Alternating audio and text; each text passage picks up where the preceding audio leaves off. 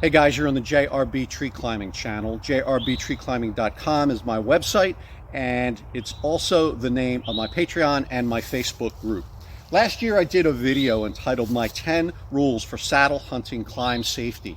And these rules apply to many types of climbing. Today we're going to do an analysis on the JRB stationary doubled rope climbing method and system.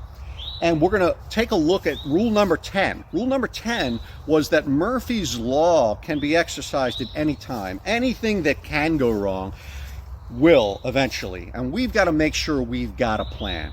You ever try to get advice from somebody and you ask them a question and they say, well, you know, I've never had a problem with it. Well, that's kind of an irrelevant answer. To me, that always tells me I'm talking to the wrong person. Because your follow-up question might be, well, is it possible? Can that happen? Well, yeah, but it's never happened to me. Well, prove to me that it can't happen. Prove to me that if it did happen, you could get out of it. And if the conversation gets a little slow, then, again, you know you're not talking to the right person. Well, I'd like to lead by example here and do as thorough an analysis as I can on my climbing method. I know some folks are going to point fingers at it and say, oh, you thought of that many things that can go wrong. It's obviously not safe. Actually, I think that it is quite safe, and the reasons why are embedded in this video. But we've also got to know them and be able to recognize that they can happen and have a plan for mitigation if they did occur. Safety is not about luck. Safety is about taking an analytical approach and building the right system and having the right knowledge. When an accident happens, we look at a failure sequence of events. What are all the things that led up to this accident happening? Well, we can't afford an accident. Our first accident can likely be our last accident. We've got to be proactive and know what could happen and have a plan or a mitigation. So first off, what I'm not going to address today, I'm not going to address the integrity of a climbing rope. If you bought a rated climbing rope and you've inspected it and you felt it as it went up into the tree and it's good, you're good. I trust my life on that rope. We're not going to talk about the integrity of the tree or the crotch you selected. That's just out of the discussion for today. Of course it's important. We'll do a separate video on it, but it's outside of being specific to this climbing method. We're not going to talk about issues with your throw ball. We got a separate video on how to use the throw ball, and its use is not specific to this climbing method. We're not going to talk about the integrity of your saddle. You bought a reputable, strong saddle from a reputable manufacturer. We trust our saddle, although I do employ the use of a redundant bridge. And we're not going to talk about falling objects from the canopy. Anything that a helmet could have prevented, well, that won't be on the discussion platform today. If that concerns you, and it should, consider wearing a helmet. Most climbers do, just that most hunters don't. So first off, what do I carry with me? Folks ask me all the time, John, what's in those saddlebags? Well, you all know about my Garda hitch foot loop. I keep that either attached to me or in my right saddlebag. And I always carry some cutting implements. I have a folding saw, and I've got a pair of pruning shears. Now, you of course are aware if you're not allowed to cut something in the public land that you hunt in, then you wouldn't do so. But this is what I carry. My left saddlebag is reserved for emergency supplies, and I have a Ziploc bag inside of a cinched saddlebag that can't come open should I go inverted. For any reason, if I got unconscious and fell over, or I was upside down, I can't have anything fall off of me, and that's why that bag is cinched shut. Inside of this Ziploc bag, just to make sure, you know, if it got wet, nothing would be damaged, I have a length of extra cord. This is 8-foot length of 6mm cord. I have never needed this, but I've always carried it. I have a flashlight, which is difficult to turn on, and therefore won't accidentally get bumped and turn on should I ever need it. I have needed my extra flashlight. I carry a tactical knife, one that I can operate with one hand. If for some emergency reason I needed to get out of a tree or cut something. I've never needed this, but I do carry it. And lastly, I carry a spare carabiner and some paracord. Typically just one, but In this case, I've got 2 pieces. I don't actually typically carry a throw ball. If I had a throw ball emergency, meaning my tree was damaged in a storm and I needed to get up in another tree, I can always use my extra paracord and fashion a mock throw ball just using a rock. We'll cover that in another video. And the other thing that I carry in that, and this has been with me for a very long time, this is a piece of 1-inch tubular webbing closed in a water knot. Separate video on that, and I'll use this for just all sorts of things. Use this kind of regularly when I want to tie something in the tree. Might just be my bag with a girth hitch. I don't carry a separate gear hanger, and so I'll use this often. But everything else stays in the Ziploc bag. Okay, let's get over and start to talk about what could go wrong when rigging the rope. So I've just put up my rope. Here's the throw line on the other side, and when that comes down, make note of how I've got that clipped in. I get this question all the time, John, well, what if your friction hitch got caught in the crotch? Well, it can't, because I clip into, this is the throw line or your paracord preset. It clips into both the friction hitch and my JRB end loop. You know, in a previous time I was using a boat clip there. The point is, I make sure that the friction hitch isn't just floating around. It can't get caught in the crotch. If you got disoriented in the dark and you can't see that your lines are crossed, before I start climbing in the dark, I always shake the lines, because if they're crossed, I will feel that vibration. I'll feel it, and I can easily back off and find the neutral position. And if you did find yourself climbing and you learned that your lines were crossed, well, just come on down. Just come on down, get them fixed, and go back up. It's no big deal.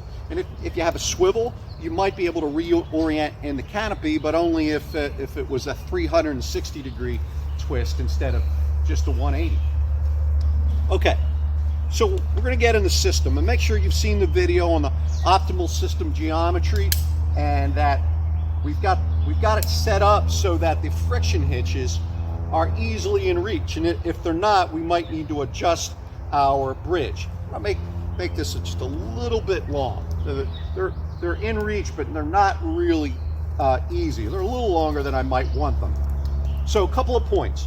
My system always has a redundant bridge and is attached with some redundancy to my foot loop.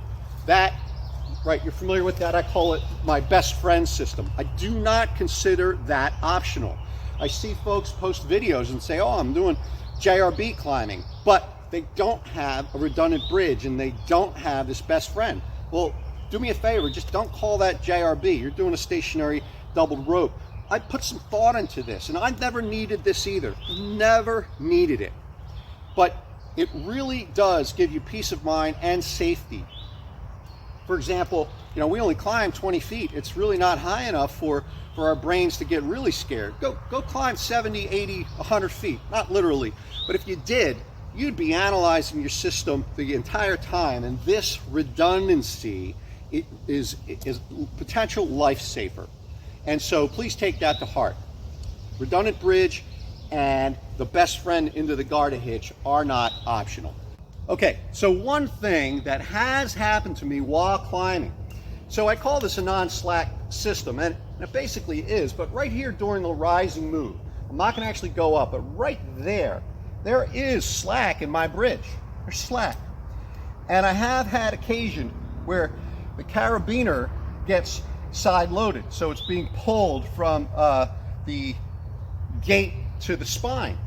And so for that reason, I recommend the use of a captive eye carabiner. So this happens to be a swivel. You can't quite see it, but it's got a separate eye for my bridge and for the lines. And the one on my lower bridge also has a captive eye, effectively two compartments, if you will, inside the carabiner.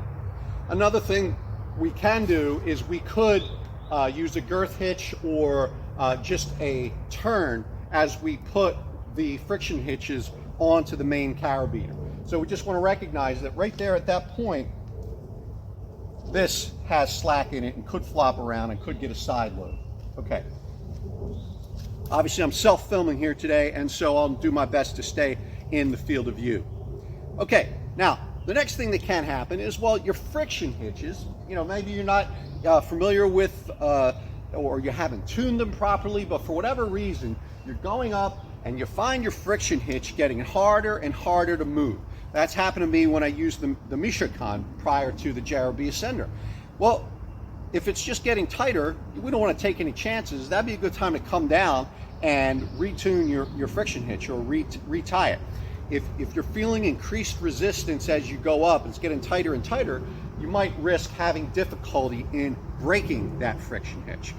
Okay, let's say that the friction hitch started slipping as you went up, like a slow creep. I can't really simulate it that well, but again, that would be a time for us to head on down, right? We would pop off our Garda, we would pop on our munter, and we would get going. Let's say, and this is a scenario I've always thought about, it's never happened, but again, I can't be that guy that say it can't happen. Well, what if my friction hitch just failed completely? Let's go up just a little bit further, and let's simulate that. And there's two scenarios. One scenario is I still have my foot loop in. That's the more difficult one to recover from, because if this friction hitch went, and I just simulated it, now watch what happens. The system's going to move, it rebalances. I am now using my redundancy. I'm using that Garda hitch. I am now loaded on the Garda hitch. Well, if this is slack, right? So if it failed completely, we can retie it. We can untie it. We can retie it. If I forgot how to tie that, I just wanted to tie a Klemmheist, or I just wanted to tie an agile hitch, and I've got my extra length of cord in my goodie bag if it had failed completely, right? So this is why it's important that even though we don't tie our hitches in the woods, we do need to be familiar with how to tie them. And so again, this friction hitch is, I'm not going to do everything right here and now, right? But let's say I untied it and I retied it. Now it's time to load it. Well, you just step back up on your Garda and reload it.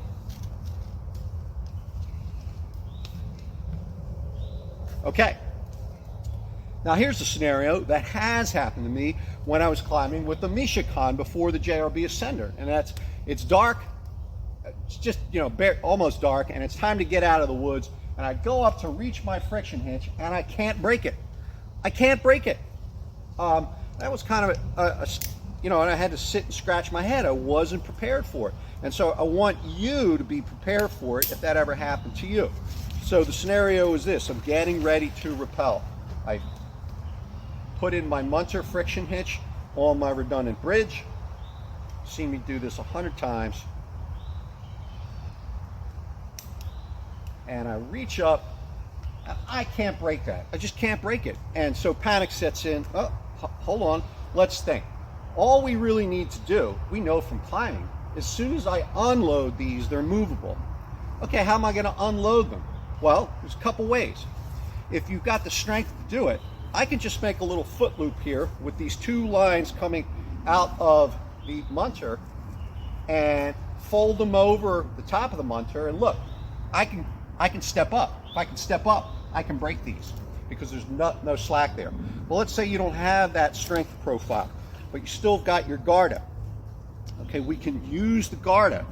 We're just gonna take that really long Garda, we're gonna clip the end of it in to the double carabiner, which has made it effectively shorter. It's now got two loops. It's got two loops.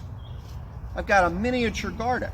Well, I can clip that down here on the bottom under my munter, and I can step up, right?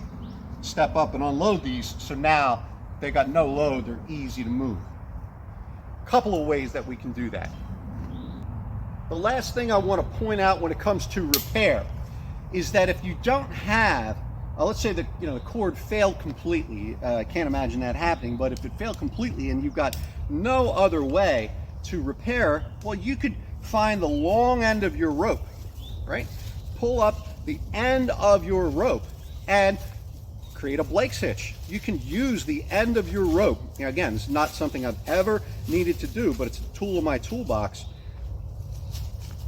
here's the end of my rope. I know how to tie a Blake's hitch. I know how to tie a scaffold knot. I can replace a friction hitch temporarily with a Blake's hitch. That's part of the end of my rope. I don't even need to cut my rope to do it. Of course you could, but there's no need. So that's another reason why it's always good to have a little extra rope. You just never know what it might come in handy for. Okay, now let's get into rappel. So the first thing you always see me do in rappel is that I go slowly. The friction of rappel is manifested in the form of heat. We don't want anything getting too hot. We want to come down slow. So the first problem that might happen is one of geometry. If you didn't get your system tuned up properly, you might find yourself up here in the tree and I can't reach the top of my friction hitch. Okay, don't panic. There's a couple things we can do.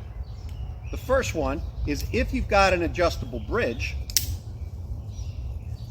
you can gain some space back by loading your Garda. Here's my Garda. I'm going to load that and I'll change the length of my adjustable bridge. Step up, change the bridge length, and now it's easier to reach. Let's say you don't have an adjustable bridge. I'll go back down. Well, much like the prior scenario, we simply need to get ourselves elevated, and we can do that in the same exact method. I get my munter engaged. So my munter's engaged, and I shorten the foot loop. I'll shorten the foot loop in the same fashion, and when I do so, I've got room to operate it underneath the munter. Here we go. Now I can step up, I can reach those, I can break them, and I can transition into rappel. Let's see that. I've never actually done this. Okay, so we're going to break those because I can reach them. Sit back down. I'm careful to hold load going into the munter. I remove my Garda hitch and I transition into rappel. And as I do so, I'll just leave you with a couple of things during this that can happen. They've happened to some friends and they've happened to me. So one is, let's say your glove or your sleeve or your good-looking beard, Josh, gets sucked into the munter, right? That can happen. And so we want to keep that clear, because once something gets pulled into the munter, it's going to be hard to get it back out. So that's one of the reasons when I rappel, you always see my hand away from me. It just ensures that if I'm wearing gloves, they're not going to go in. And that's another reason I rappel slowly, is to keep all things clear of getting pulled into the munter. But if it happened, we'd have to, obviously stop our rappel, and then that'd be a handy time to have that tactical knife so we can cut that good looking beard out of our munter, and we can do some splaining when we get home. All right, let's come on down. Another question that's been asked is, well, John, what if you rappelled off the end of your rope? Should you tie the two ends together before you go up? And my answer is, in a hunting situation, no, because we're always operating the system in parallel, and I'm going to feel that rope as I'm feeding it in, because I'm going slowly. So I've never had a reason to tie the two ends together. However, if an arborist was using a system like this and they were transitioning from moving rope to stationary rope back and forth, yeah, they might want to tie the two ends together. I just don't find it to be necessary. Okay, so some other questions I've gotten over the recent years have been, John, the Garda hitch doesn't work. It's not holding. Well, in every case, it has not been a matter of the Garda hitch. It's been either the way we built it or the way we engaged it. And so, please see those videos on how to engage the Garda. I can't do it justice here in the woods, but I just push both clips through. Obviously, you can control the volume there, over the top and through the first one. This has never failed. The Garda, if you research it, is known as being somewhat unreliable, but the unreliability I've solved with this this bull hitch variant. So again, don't wander away from the tools I've given you. I've seen people try to sew these shut, or I'm just going to use a girth hitch. I've tested this extensively, and so please build it the same way that I build it, and your garter hitch will be reliable. Okay, now here's one. What if you forgot your garter? And this has happened to me right here in these woods on the opening day of the season a few years ago. I was doing a video and left my garter hitch in the backyard of the basement, and I got to my tree and said, oh, what am I going to do? I got no garter. Well, I remind you that this is effectively a moving rope system. So we can just take the long end of the line, put it around our foot, push down, and it's a moving rope system. It's a moving rope system. This is an easy way to climb. This is DRT, as many people know it. I climbed this way for a dozen years. It's just rough on the rope. It makes noise, and it's slower, but it's completely viable. It's just that I don't have any redundancy either. But if you forget your foot loop, it's not the end of the hunt. Just climb DRT. It's effectively a moving rope system. So another question is, and again, it's just theoretical, but what if my garter hitch completely broke, or I dropped it? So I don't have it right now. It's on the ground. So either of those scenarios could have just ensued. Well, I just showed you how you can get up without it. You just lost your redundancy, and to get down without it, you simply pop in your munter and come on down. So some other things that have just come up. So for example, I don't have a flashlight, or I dropped my flashlight. Well, I've got an extra, but that is an important reason. Always be sure you know how to tie the only knot you need to know, if you call it that, and that's the munter. Be able to do that in the dark. It's pretty simple, right? It's pretty simple to do, and you can rehearse that anytime. Let's say you couldn't remember how to tie the munter. Well, don't take any chances. You can just climb backwards, right? You can just climb back down. If you forgot how to engage the munter for whatever reason, it's just, you're having a mental block and just couldn't remember how to tie that, we can just back down. So I'm up in the tree, and oh boy, I don't know how to tie my munter. What do I do? Well, you can just back down. I put my foot, I'll just need to reattach my foot loop each time, but I put the foot loop down as low as it can go instead of as high, and then I'll slowly break these and bring them down to a comfortable level. Stop and repeat. I'm close enough to reach, and so we'll move on.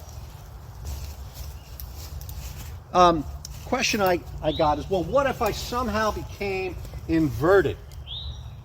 And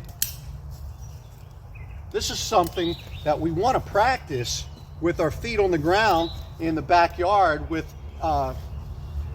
assistance from someone else. But your ability to reorient might vary based on your strength profile. But it's a good reason to always be sure you've got your leg straps on, and to ensure that you've got your waist belt on. So I don't do this very often, but yeah, here goes nothing. So, I'm upside down, right? I'm not going anywhere. But I can't tell you what if this is more difficult being heavier, but my center of gravity is under the bridge, and so I don't find this difficult at all to reorient. And I've even tested, well, what happened if I just lost consciousness? Would I fall back and go over? Well, I think you would if you didn't have something around your chest. And so, if you ever felt yourself becoming woozy in a tree for whatever reason, you were having a heart attack or stroke or an aneurysm or any reason you felt woozy, I would head on down for Repel. And if you've got a back strap, I would make sure it's engaged because it's more likely to keep you right side up. And get on the phone. That's a good time to make sure your cell phone's working and call for help. Okay, so here's one, and apparently it's happened to some folks, and that is, well, a couple times it almost happened to me. Once I was being stalked by a barn owl. No kidding, it was getting dark and there was a huge barn owl, and I'm trying to be still because there's deer in the area, and that barn owl, I think, it was like, all right, what's this, and should I dive on it? And so, and I've heard of guys getting bombed by owls before, and this one definitely did happen. I was climbing a tree, and I got halfway up, and I got stung by a hornet, and I realized there was a bald-faced hornet nest in my tree. Well, that's a time when you're glad you don't have a lifeline to ground, because you want to quickly transition into rappel and get down. Again, I'm not a fan of a tether for any reason. I always want a line which touches the ground. That's my lifeline. I've got a vendetta on the tether. I have no use for it. My tether doesn't touch the ground, then I'm really not interested in using one. And let's talk about, well, what if you got injured? You're carrying a sharp object, or you're carrying a weapon, or you got hurt by, God bless him, but my friend Greg 25 years ago was killed while he was in a tree, got caught by a stray bullet. I never got all the details, but God bless him.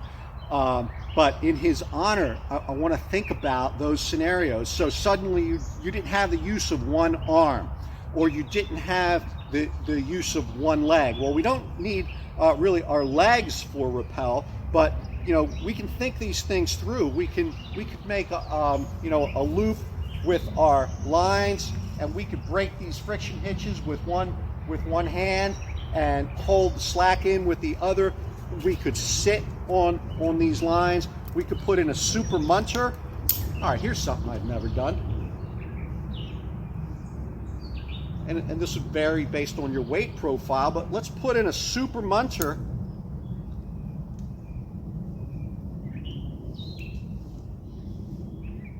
You vary the friction profile of your munter, as I showed you.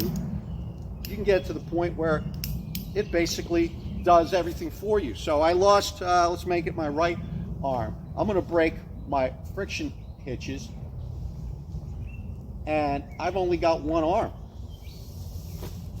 Well, that munter acts like kind of a fast rappel device, but I can manage slack on these with one hand and still make it down. And so lastly, with retrieval, and this is something that has happened to me, when you retrieve your line, even if you're never going to be hunting this tree again, if I take this line and just pull it on down, I'm sorry, but this has happened where it gets hung up. It flops over that crotch, and this friction hitch goes over and jumps on something, and suddenly I can't get my line down.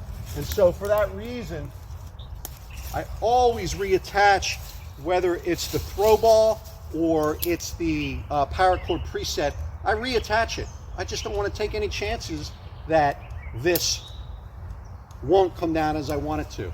And when I come down, I don't really need the friction hitch engaged. And then I'll retrieve the paracord. So the last scenario, and this is going to have to be one that I describe, as I can't really demonstrate it here on this tree, is that if you became stuck on your Garda, the Garda hitch cannot be broken under load. So if you became stuck on your Garda and you had no other way down, this would be a good time to have one of the universal climbing systems, if you're familiar with hitch climbing. So here's my universal system, recently introduced. But the nice thing about this system is that it's got 6 hitches in it. It's really got 3 climbing systems in one.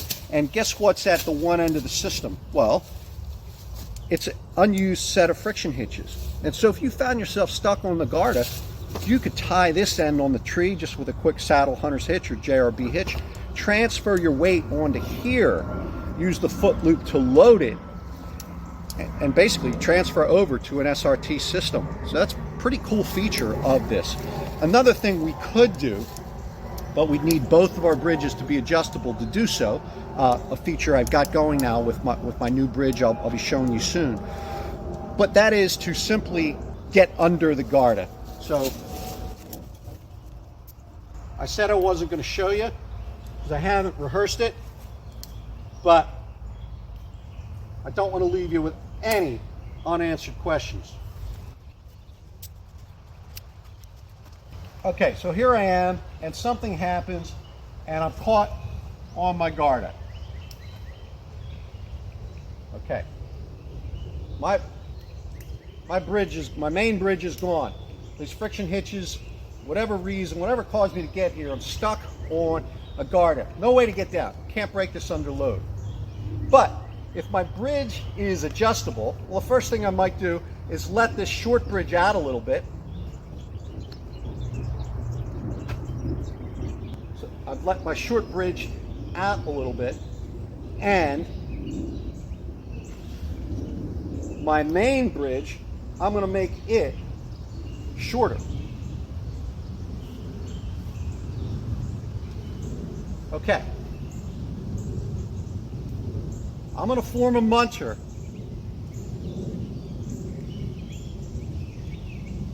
Form a munter, take all the slack out. Right? And now,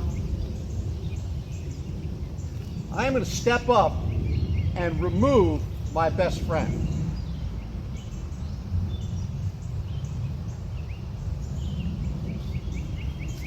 I'm going to remove it. And now,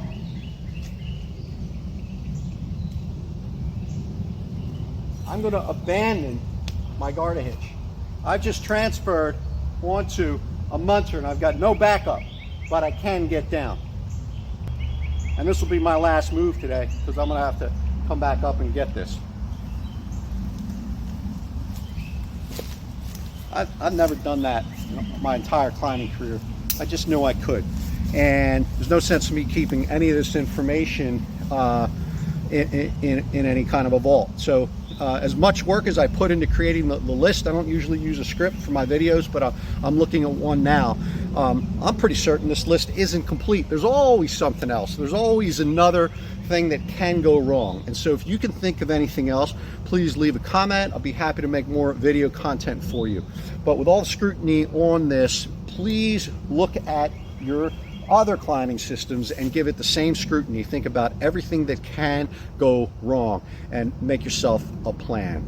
Remember, it's not about what hasn't happened to you, it's about what could happen to you. Just because it hasn't happened yet, it doesn't mean it never will. So steer clear of those sources of advice, put on your thinking cap, and make a plan. All right, thank you.